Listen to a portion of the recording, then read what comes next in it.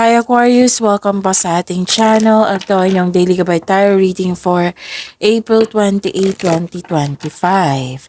Kung naka-resonate kayo, comment down. Kung hindi kayo naka-resonate, ibigay niyo po sa iba kasi general reading po ito. This is for you Aquarius ngayong April 28, 2025.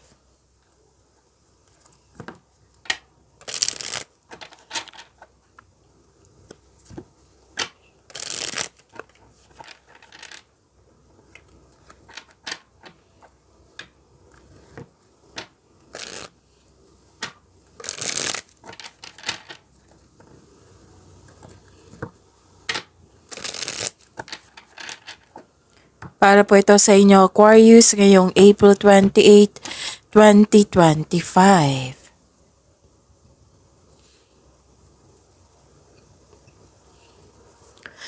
Maraming salamat po sa inyong patuloy na suporta at maraming salamat din po sa mga hindi nag-skip ng ads.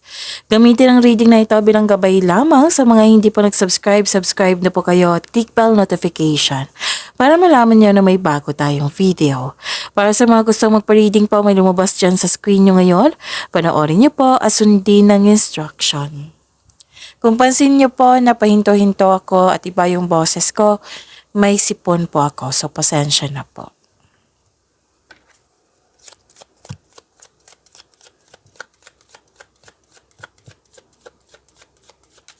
Spirits Guide, mga ganap po para kay Aquarius ngayong April 28, 2025. I need 3 cards po.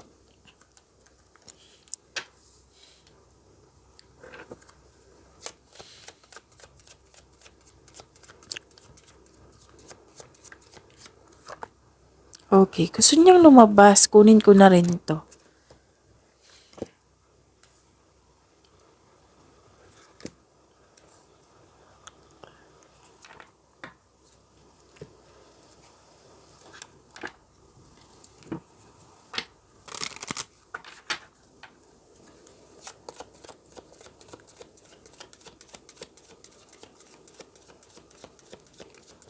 Spirits Guide, Angels, Archangels, Guardian Angels, message siya pa para kay Aquarius ngayong April 28, 2025.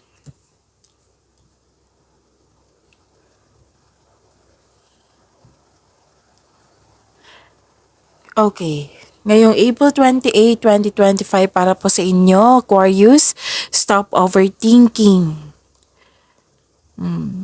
Stop overthinking po. Pwedeng may overanalyzing, overthinking, doubt, hesitation.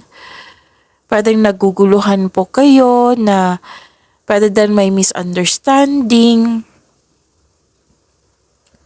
So, stop overthinking ha or overanalyzing. Kasi nakaka-drain ito ng energy po. Kahit wala kayong ginagawa, pansin nyo.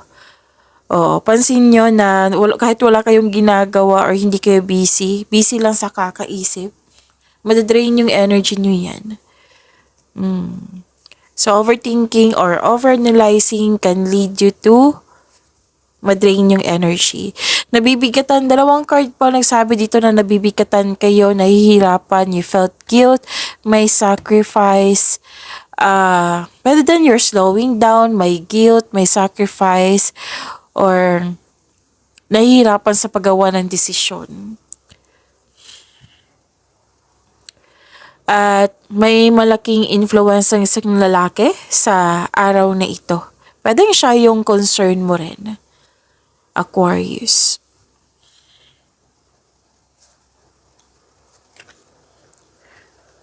Wow, look. 2020, gratitude and blessings. Practice gratitude and blessings will multiply in your life. Ganda, claim nyo po. 2929, divine wisdom. Seek wisdom from within. Your inner guidance is a wellspring of knowledge.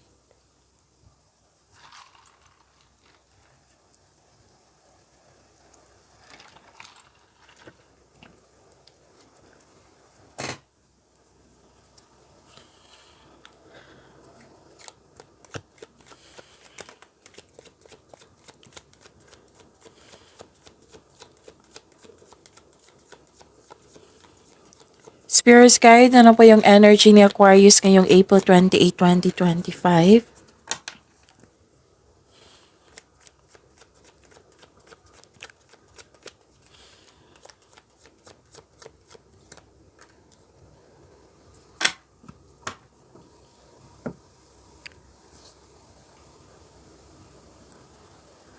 Kung may narinig kayo or may nakita kayong repeating message, like for example, nanood kayo ngayon ng inyong weekly Gabay Tarot reading, dalawang video reading pa pala yung yung weekly Gabay Tarot reading na upload kahapon po. Oo, sa mga hindi pa nakakaalam. Tungkol yun sa career and money and love reading. Dalawang video po. So yun, kung may narinig kayo or may nakita kayong repeating message, yan po yung pinupush ng cards na kailangan nyo bigyan ng atensyon, solusyon at aksyon. So, kung kailangan po. Oo. So, ano yung energy ni Aquarius?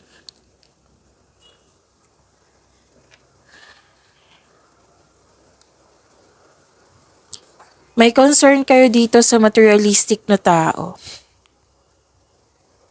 Sobra sa paggasta.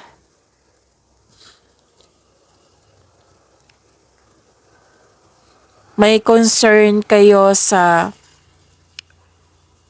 Ano to dalawa yung nakikita ko dito. Pwedeng sobra sa paggasta, sobra sa trabaho. Yan yung concern mo. Pwedeng concern mo ito sa isang tao or concern nila sa iyo na sinabihan ka. So, this card tells you na focus kayo sa emotional and mental stability. You need to relax and listen to your intuition.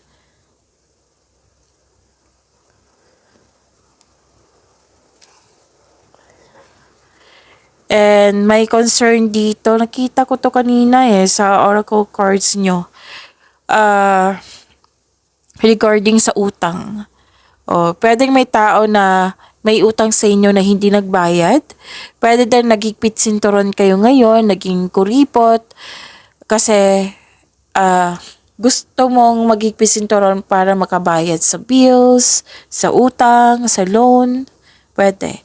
Well, dalawang card kasi nagsabi dito na may tao talagang hindi nagbigay ng oras, hindi nagbigay ng halaga. Tapos may nakikita rin ako ditong naghihintay ng kapalit sa bawat bigay. So yun pwedeng concern mo ito pwedeng concern mo ito sa isang tao or concern nila ito sa iyo. Naisip-isip nyo ngayon.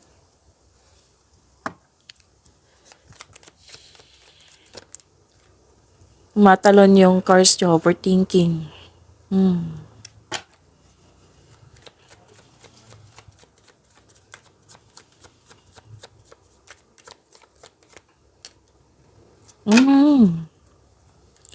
Okay, so dito muna tayo. So, career and money nyo po, actually, ang ganda ng career and money nyo. You have divine inspiration, enlightenment, inner truth, solitude, wisdom. Naghahanap ka ng sagot sa inyong mga katanungan. So, solusyon sa problema. Sabi ng card dito, lahat ng mga tanong mo, yung hinahanap mo na sagot sa inyong mga katanungan, solusyon sa inyong problema, nasa iyo na po daw. Sabi po ng card. Okay? You can restore your energy by spending time with yourself. Yung magkaroon ka ng space for yourself. Para sa pagbalik mo, you will feel your energy restored. So, feel free yourself para makapag-isip ka ng maayos. Kung nais mo ng promotion or you're making business investment, hindi mo na kailangan ng pahintulot to move ahead. So, mas gusto mong magtrabaho ng mag-isa rather than in collaboration. You are happy here. Actually, may nakita ko dito na nagkaroon ka ng time sa bata or sa inner child. At masaya ka. Tapos naging balance yung energy mo nung nag-connect ka sa batang ito. Pwede sa inner child nyo ito or literal na bata or mga bata. Like for example, customer, bumibili sa'yo, natutuwa ka sa kanya. Yung naging, kasi ang energy na yun sa bata is a positive energy. 'Di ba? Very ano yan eh. Innocent. Oo. Tapos, yun. Kung mag-take time ka sa kanila, magiging balance yung energy mo. Oo. So, mare-refresh yung energy mo. So, this is exciting opportunities. Magkakaroon ng financial growth, magkaka-receive ka ng acknowledgement, recognition, maaari din tutulungan ka ng isang tao, oo, or nagbibigay ito ng support sa iyo, yung grupo ng tao or isang tao, na sila yung dahilan na motivate ka. Sila yung dahilan na happy ka. So, this is good. Ang ganda. Yes, nakita ko dito yung success and happiness mo. You deserve this, Aquarius.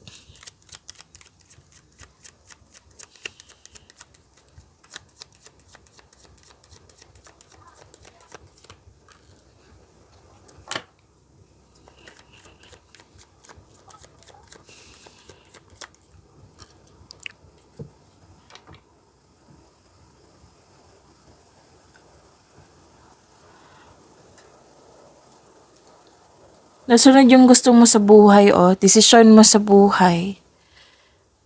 May tao talagang magbigay ng tulong sa inyo. Walang gender to. Pwedeng lalaki, pwede din babae siya, pero masculine yung energy niya. Tapos kampante ka sa sitwasyon mo ngayon. And actually, dalawang card na po rin sabi dito na may success. This is mahigit pa sa success, this is victory. Whether single ka man sa mga marelasyon sa buhay mag-asawa.